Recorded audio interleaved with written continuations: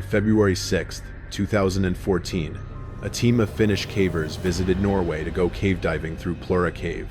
What they didn't know was that their journey would end up becoming one of the most harrowing caving disasters in the country's history.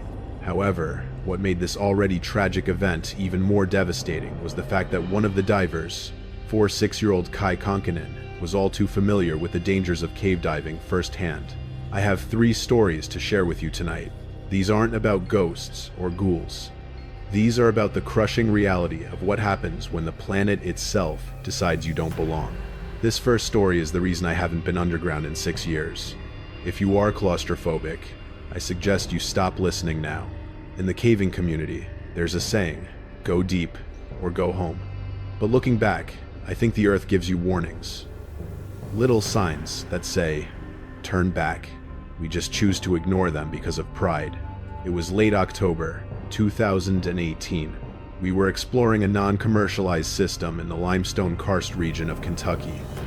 Miles away from the tourist traps of Mammoth Cave, our group was small, tight-knit, and experienced enough to be dangerous.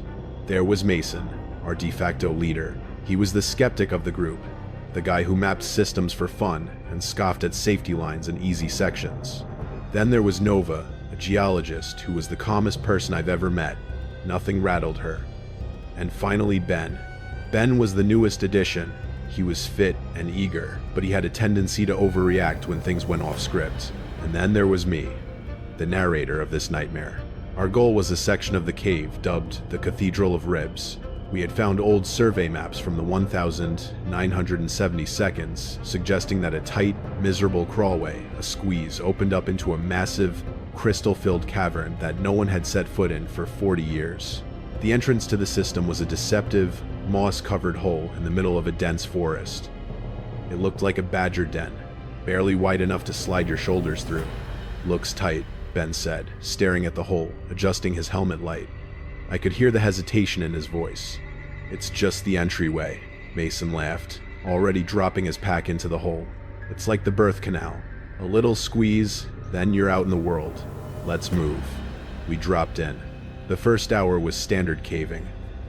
We moved through walking height passages, the air cool and smelling of wet limestone and ancient dust.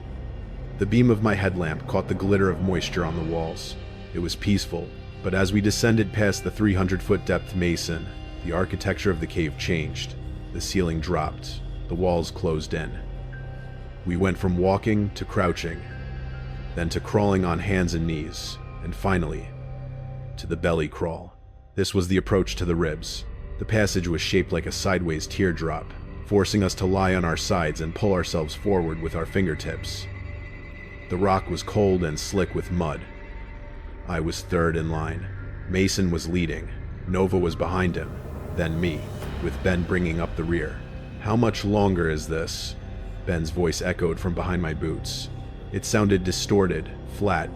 The acoustics in a squeeze stripped the humanity out of your voice. Map says the restriction is 50 feet long, Mason called back. Then it opens up. 50 feet is a short distance on a track field. 50 feet inside a rock vise, where the ceiling is 3 inches from your nose. Feels like a marathon. We kept pushing. My chest scraped against the floor. I had to exhale to make my ribcage small enough to inch forward. Inhale, get stuck. Exhale, slide. It's a rhythm you get used to. But that day, the air felt thin, stale. Guys, Mason said, stopping abruptly. What is it? Nova asked. Her voice was steady, but I saw her boots stop moving in front of my face. The map is wrong, Mason muttered. There's a breakdown here. A rock shift. The passage splits. Splits? I asked. Splits where? Left goes up, right goes down, Mason said. The map says straight, but straight is a solid wall of flowstone. It must have sealed up decades ago. We lay there in the dark, 4 humans packed like sausages in a casing, listening to the drip, drip, drip of water. Right looks wider, Mason decided. We go right. Mason, I said, a knot forming in my stomach. If it's not on the map, we don't know if it loops back. We should turn around. We didn't crawl 3 hours to look at a dead end, Mason snapped. I can see the opening on the right. It widens out just past the bend. Trust me, he didn't wait for a vote. He slithered into the right-hand fork. Nova followed. I hesitated. Go on, man, Ben whispered from behind me. I can't stay in this spot. My legs are cramping. I pushed forward. The new tunnel was different. The rock wasn't smooth limestone anymore. It was jagged, sharp. It tore at my coveralls, and it was sloping downward at a steep angle. We were sliding headfirst into the earth's gut. After 10 minutes of descending, the slope leveled out, but the ceiling got lower. Much lower. Mason? I called out. You said it opens up. It does, Mason grunted, his voice sounding strained. Just a tight spot. I'm through. Nova's coming through. Just. You have to take your helmet off. My blood ran cold. Take your helmet off. That's the cardinal sin of caving. If you have to take your helmet off to fit, you are entering a space your body is not designed to leave. I don't like this, Ben panicked behind me. I can't turn around here. It's too tight. Just keep moving, I said, trying to keep my voice calm, though my heart was hammering against the rock floor. Mason is through. Nova is through. It's okay. I reached the restriction. It was a horizontal crack, maybe 10 inches high. I unbuckled my helmet, pushing it ahead of me. I turned my head sideways, pressing my cheek into the wet mud, and shimmied. The weight of the mountain was directly on my spine. I could feel the geological pressure, tons of rock waiting to crush me. I squeezed my eyes shut and kicked. My hips caught. I exhaled until my lungs burned, wiggled, and popped through to the other side. I sat up, gasping. We were in a small chamber, maybe the size of a minivan. Mason and Nova were sitting against the wall, looking pale. Where's the cathedral? I asked, wiping mud from my eyes. Mason didn't answer. He was shining his light at the far end of the chamber. There was no exit. It looked like a tunnel from the crawl, Mason whispered, his voice trembling for the first time. But it's just a pocket. It's a dead end. Okay, Nova said, her voice tight. Okay. The stakes happen. We turn around. We go back up the squeeze. I'm coming through, Ben yelled from the tunnel. Wait, Ben, no, I screamed. Don't come through. It's a dead end. But he couldn't hear me over the scraping of his own gear. Or maybe he was just too panicked to listen. We saw Ben's helmet slide into the room first, then his arms, then his head. He looked wild-eyed, sweating profusely. He pushed his shoulders through the crack, and then he stopped. Pull me, he grunted. I grabbed his arms and pulled. He didn't move. Ben, push with your toes, Mason said, moving to help. I am, Ben yelled. My belt is caught, or my hip. I don't know. Pull harder. We pulled until our muscles screamed. He wouldn't budge. He was wedged in the restriction. The angle coming into the room was slightly funnel-shaped, making it easy to slide in. But coming out, that was going to be harder. Okay, stop, Nova said. Ben, you need to back up. Just back up into the tunnel so we can figure this out. Ben tried to push himself backward. His face went red. Veins bulged in his neck. I can't, he squeaked. I can't find leverage. My feet are slipping in the mud. Calm down, Mason commanded, though he looked terrified. Just relax your breath. I can't breathe! Ben screamed, the panic taking over. He started thrashing, twisting his body violently in the vice grip of the rock. Ben, stop! You'll swell up, I shouted. It was too late. In his panic, he had twisted his torso, wedging his ribcage against a jagged spur of rock in the ceiling of the squeeze. He was locked in place. He was effectively a cork in the bottle, and we were inside the bottle. We spent an hour trying to grease him with water. We tried pushing, pulling, but he was stuck fast. He began to sob. Low, broken sounds that echoed in the small chamber. My legs, Ben whispered. Something is touching my legs. I looked at Mason. Ben's legs were dangling out in the tunnel behind him, the dark tunnel leading back to the surface. It's just your coveralls bunching up, Mason said. No, Ben whimpered, his eyes wide, staring at us but seeing nothing. Something grabbed my ankle. There's someone else in the tunnel. Don't be stupid, Mason snapped. We're the only ones here. I leaned close to the crack, putting my ear near Ben's head to listen down the tunnel behind him. I wanted to reassure him. I wanted to tell him it was just a loose rock. I held my breath. At first, silence. Then, a wet, dragging sound. It was coming from down the tunnel, from the direction we had come. It wasn't a rock. It sounded like movement. Slow, deliberate movement. I told you, Ben whispered, tears streaming down his mud-caked face. It's coming. And then, my headlamp flickered. Once, twice, and died. I fumbled for my backup light, my fingers shaking uncontrollably. As the darkness swallowed the room, leaving only Nova's dim beam, the smell hit us. It wasn't the metallic smell of limestone anymore. It smelled like rotten meat. Panic is a contagion. It jumps from person to person faster than a virus. When Ben started screaming about something touching his legs, I felt my own rationality fracturing. "Ben, listen to me," Nova yelled, aiming her light at his face. The beam cut through the dust, illuminating the sheer terror in his eyes. "There is nothing behind you. It is your mind playing tricks. It's wet!" Ben shrieked, thrashing his head against the rock. "It's wet, and it's cold, and it's grabbing me." I scrambled to the crack, ignoring the cramping in my own legs. I put my hand on Ben's shoulder. "Ben, stop moving. You're making your chest expand. You're locking yourself in tighter." Then I heard it. It wasn't a monster. It was worse. "Water," Mason whispered, his face draining of blood. The dragging sound. It's water rising in the tunnel. The smell of rotten meat wasn't coming from a ghoul. It was coming from the sediment and decay dead animals, leaves, muck being pushed up the tunnel by a sudden influx of water. It must have been raining on the surface. In a cave system, a rainstorm miles away can flood a passage in minutes. We were in a restriction. At the bottom of a slope. In a dead-end pocket, we were in the drain. "Pull him," I said. My voice sounded calm, but it wasn't me speaking. It was the survival instinct taking over. "Mason, grab his left arm. I'll grab the right. Nova, brace your legs against the wall and push on our backs." "He's stuck. We can't," Mason stammered. "Pull him or we drown," I roared. The water was rising fast. I could hear it bubbling around Ben's waist now. He was coughing, spluttering. "It's up to my chest," Ben gagged. "Oh God, don't let me drown in here. Please." "On 3, I yelled. 1, 2, 3. We pulled. We pulled with every ounce of hysterical strength we possessed. Ben screamed a sound that wasn't human.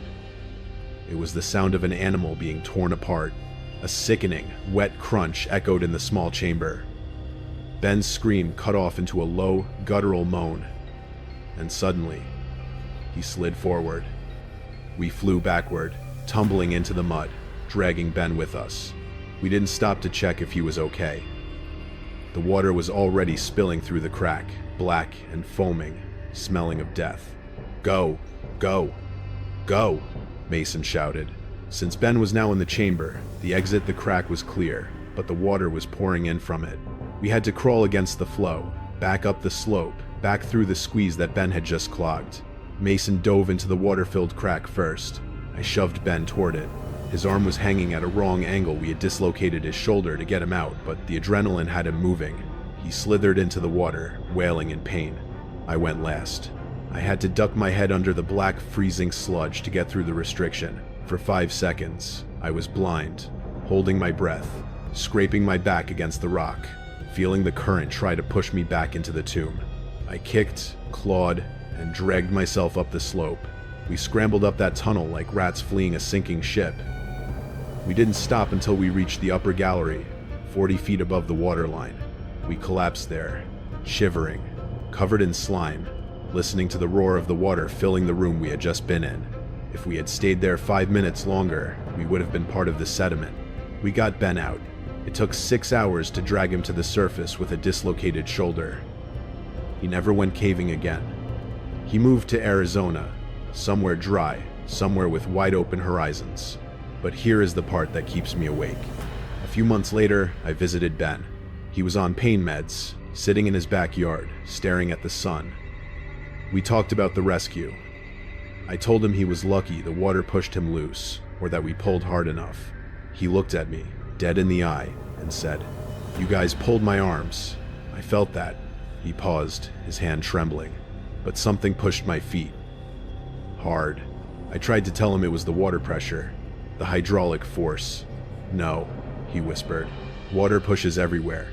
This was 2 points of pressure, right on the soles of my boots, like hands." I never told the others that. I just let it be. But sometimes, when I'm alone in the dark, I remember that smell. Rotten meat. And I wonder what else was in that tunnel, fleeing the water, right behind Ben's feet.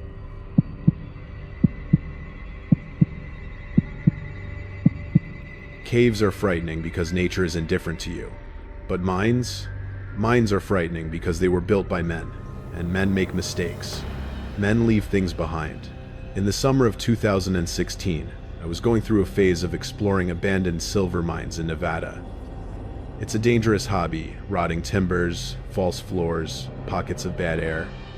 You have to be meticulous. I was with my usual partner, Elias. Elias was the kind of guy who triple-checked every knot. He was safe. He was smart. We weren't kids looking for trouble. We were archivists of the forgotten. We found a shaft on Google Earth, about 50 miles outside of Tonopah. No roads led to it. We had to hike 4 miles across, scrub brush and rattlesnake territory, just to find the collar of the mine. It was a vertical shaft, framed by ancient, sun-bleached wood. We dropped a rock and counted. About 150 feet, Elias estimated. Deep. Oxygen might be an issue. We set up a perimeter, rigged a high line to a sturdy boulder, and lowered our gas detector first. The readings came back clean. Good air. "I'll go first," Elias said, clipping his descender onto the rope.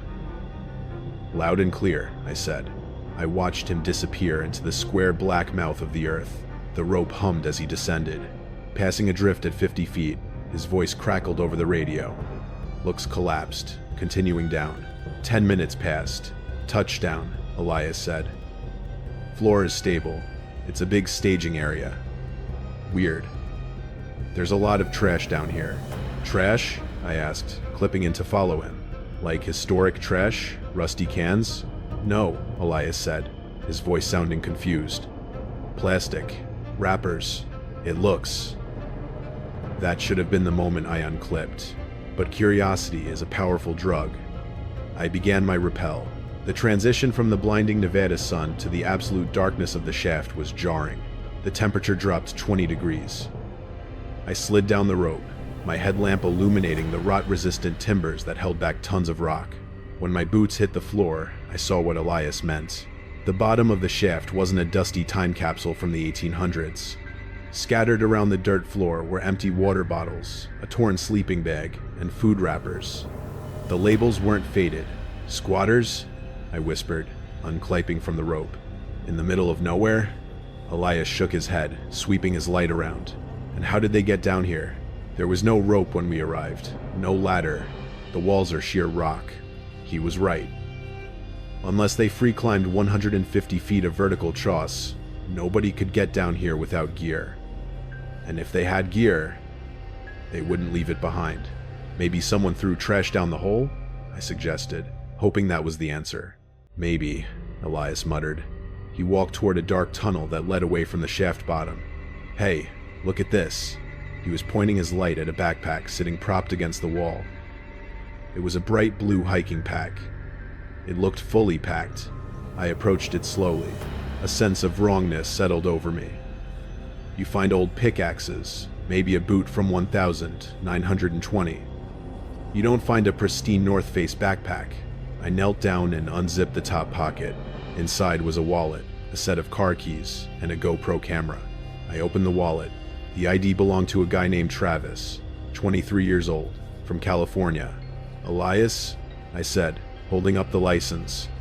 "This isn't trash. Someone is down here.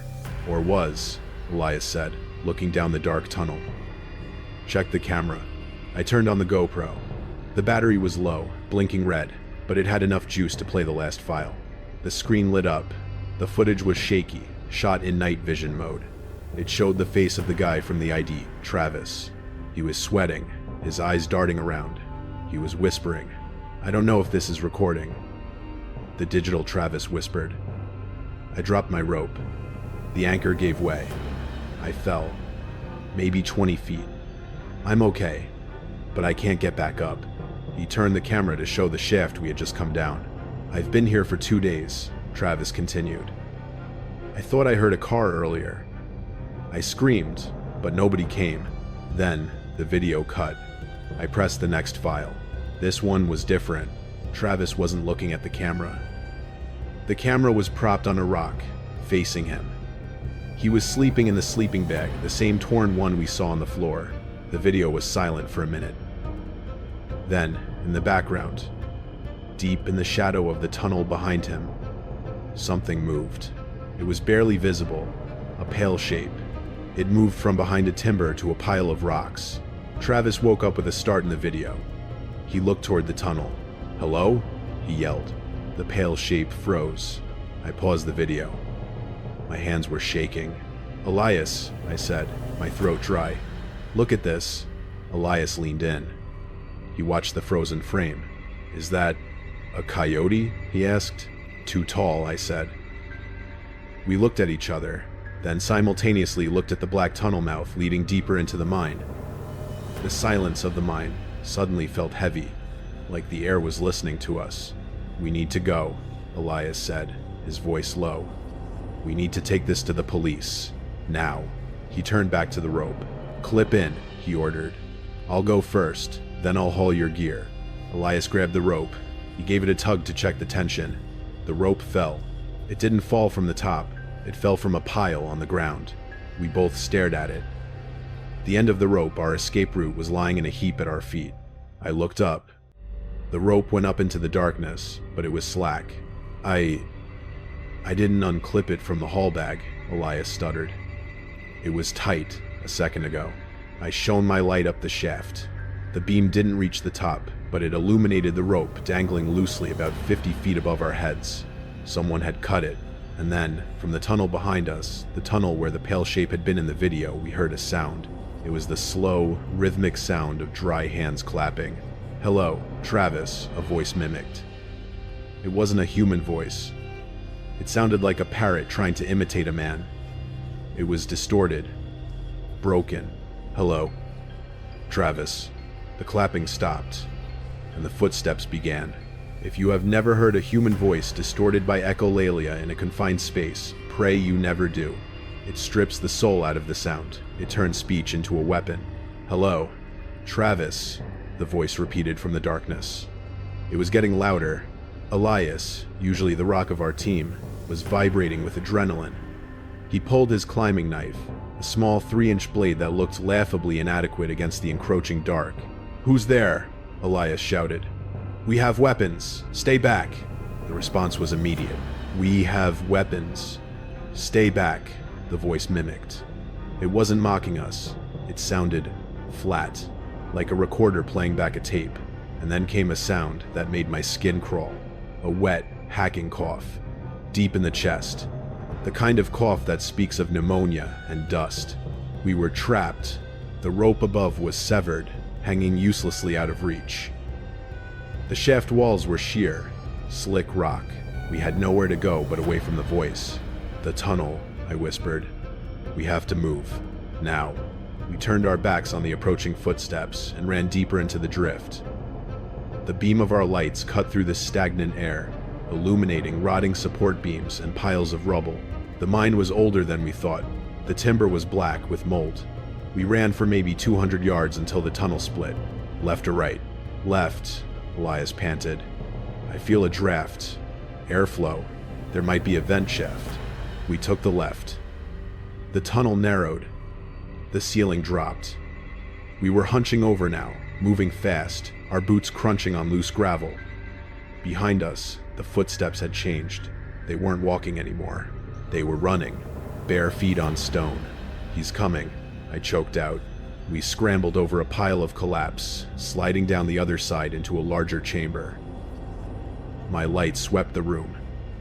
It was a dead end. No, no, no. Elias moaned, spinning around. "Wait," I said, pointing my light up. "Look, in the ceiling of the chamber, there was a square wooden chute. An ore pass.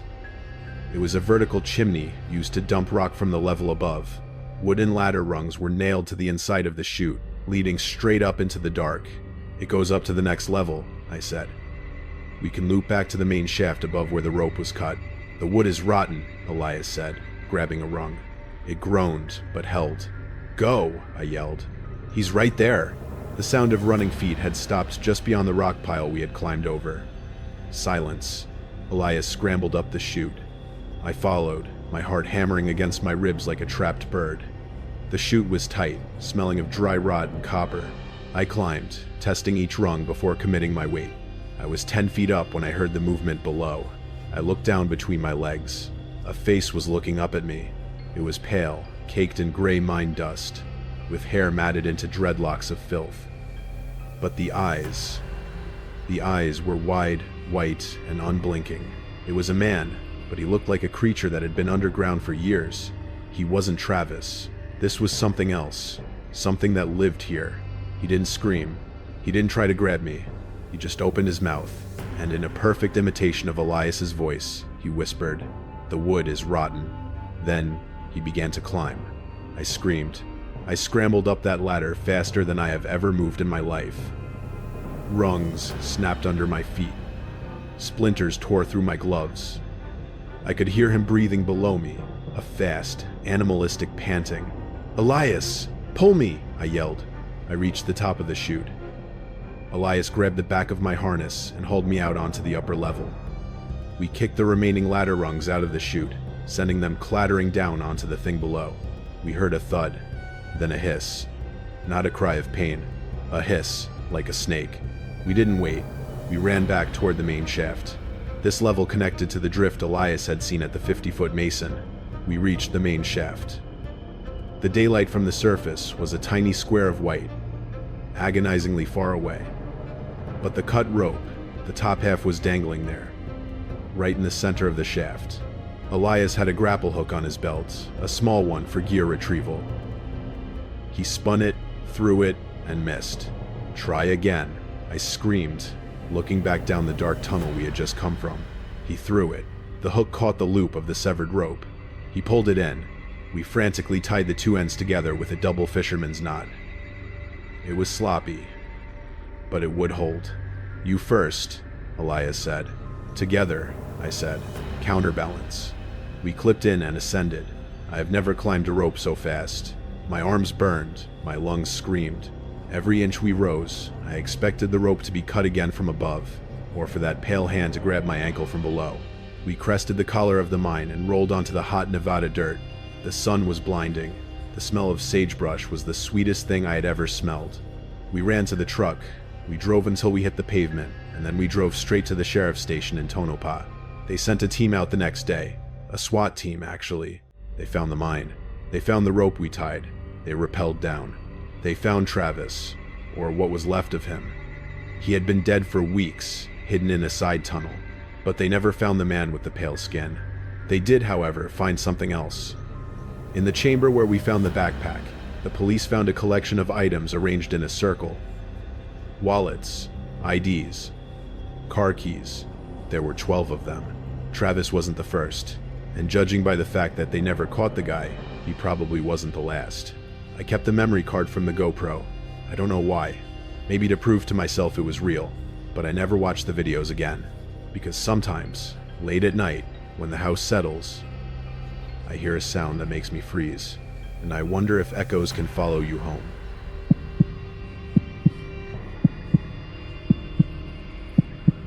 Space is a vacuum. It tries to suck the air out of you. But water tries to crush it out of you. Cave diving is often called the most dangerous sport on Earth. I've been diving for 20 years. I've dived the cenotes in Mexico, the deep springs in Florida, and the cold sumps of the UK. I'm comfortable in the dark. I'm comfortable with the knowledge that the ceiling above me is solid rock. But everyone has a breaking point. Mine was the Black Siphon.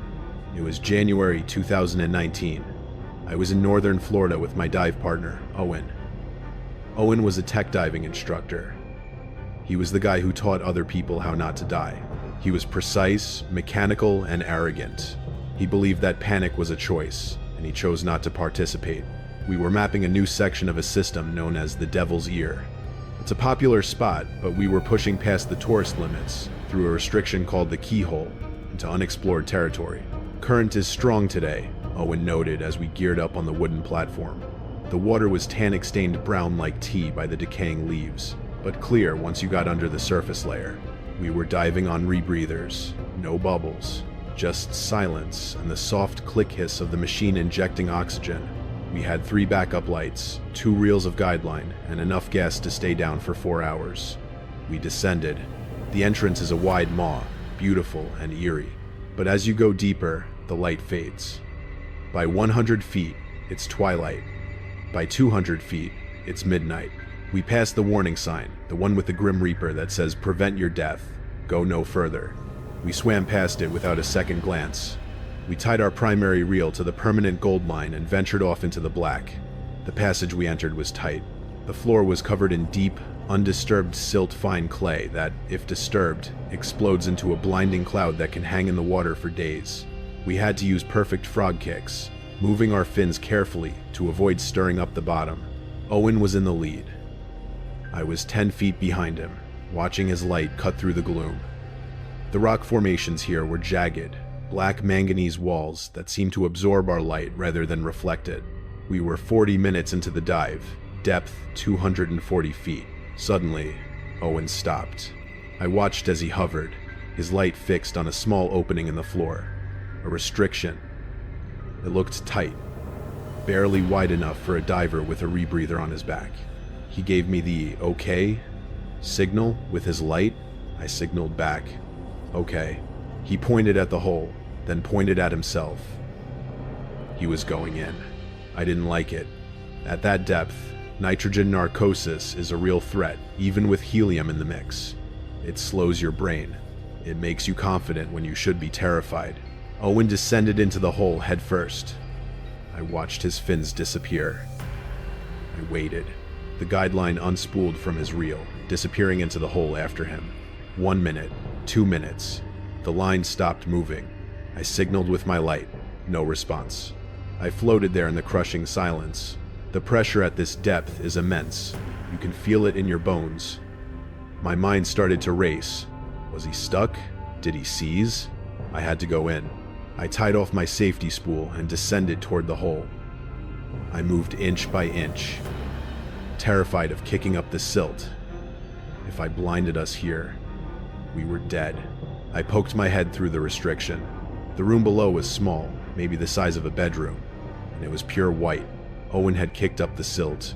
Visibility was 0. It was like sticking your head into a bucket of milk. I couldn't see my own hand in front of my face.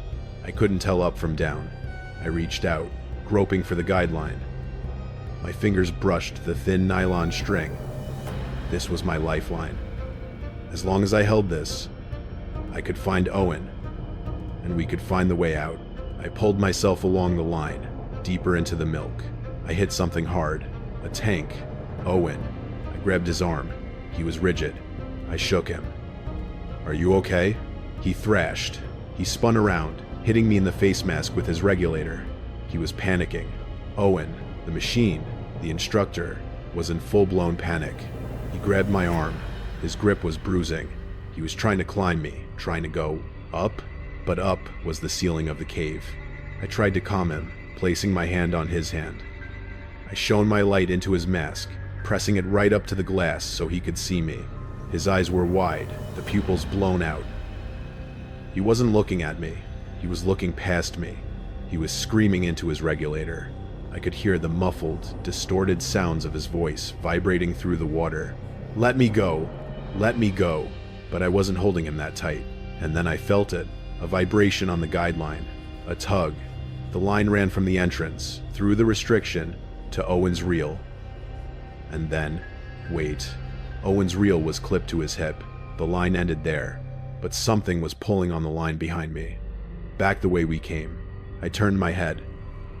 In the milky white haze, I saw a shadow, a shape, It was suspended in the silt cloud, right near the restriction exit. It looked like a diver. But we were the only two people in the system. The shape moved. It didn't swim. It drifted. And then, snap. The tension on the guideline vanished. The line went slack in my hand. Someone or something had just cut our line at the exit.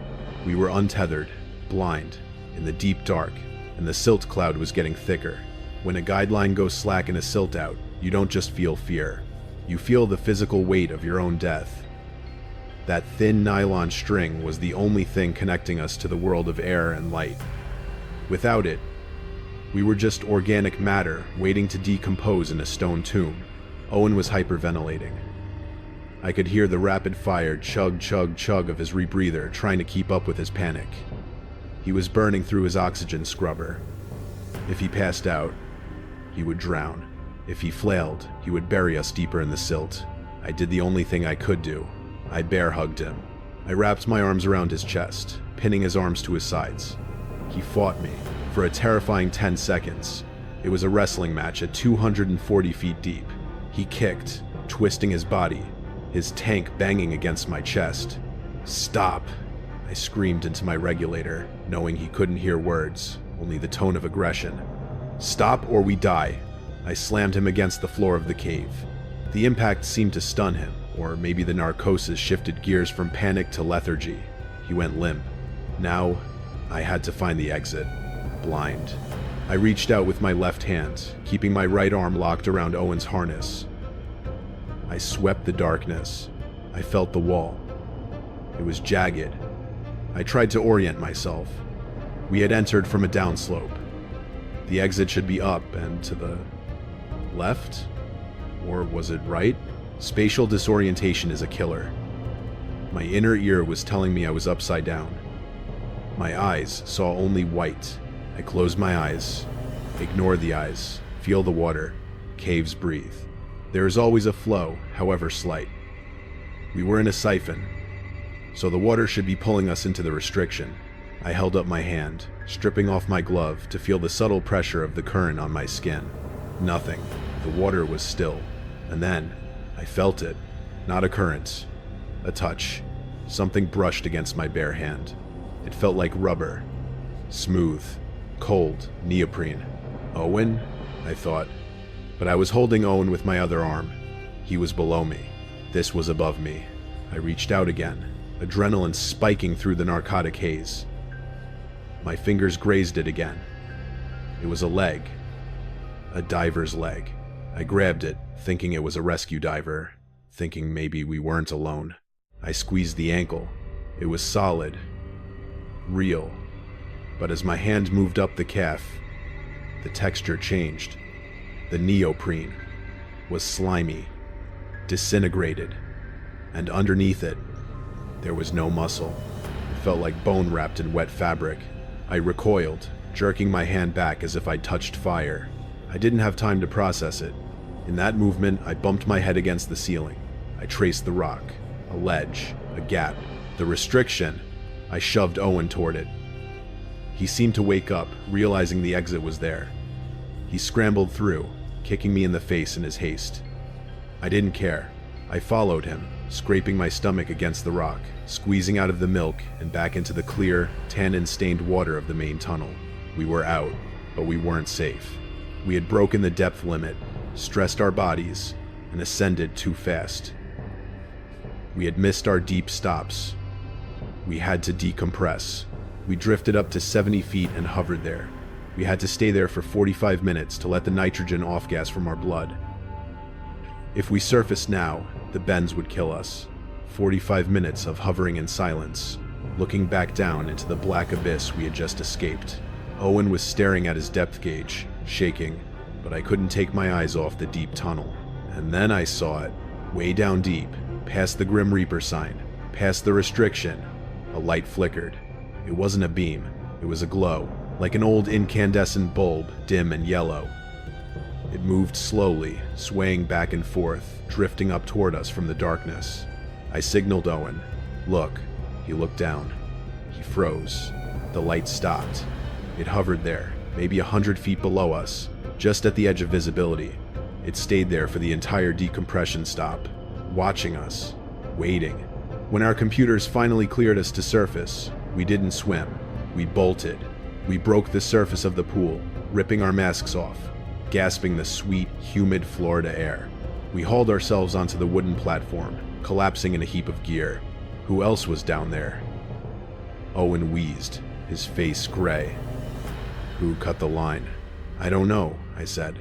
But I touched someone. In the silt, Owen looked at me, his eyes hollow. I didn't feel a person, he whispered, when I was stuck. When I was panic squeezing. I felt hands on my tank valve. Someone was trying to turn my air off. We never reported it. We didn't want to lose our licenses. We told the park rangers we had a gear malfunction and scrubbed the dive. But I did some research later. Decades ago, in the 1,990 seconds, a diver went missing in that system. He was doing a solo dive on air, deep in the black siphon. They never found his body. They assumed he got buried in a silt out. His name was Gregory, and in the missing person report, it mentioned his gear configuration. He was known for using a custom-made, yellow-tinted dive light. I haven't been in the water since. I sold my rebreather. I sold my dry suit, because now I know what happens when you go where you're not supposed to. The Earth doesn't just ignore you. Sometimes, it keeps you.